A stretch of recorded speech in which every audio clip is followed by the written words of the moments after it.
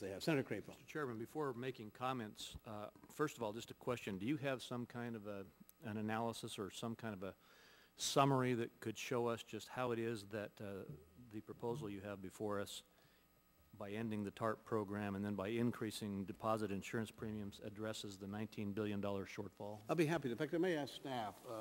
Where's Charles? I want you, Charles. This is Charles Yee. I can do it myself, but let's have Charles come in and just go through it, why it's less than $19 billion, CBO scoring, the TARP closure at $11 billion. We got a CBO report specifically on this, and the resources that come as a result of the change in the FDIC. But Charles, why don't you take this microphone and answer Senator Crapo's question.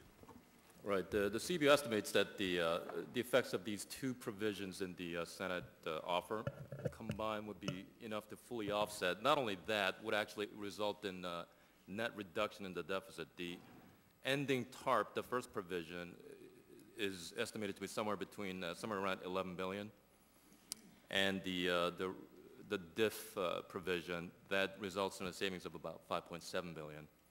And on top of that, the existing provision in the conference report that makes permanent the increase to $250,000 in the deposit insurance, that has a net savings effect of about $8.7 billion, I believe. So CBO has signed off on the combination of this language as fully offsetting the cost of the bill. Well, Mr. Chairman, could I ask another question? Certainly. Weren't all TARP funds supposed to be returned to the Treasury for deficit reduction?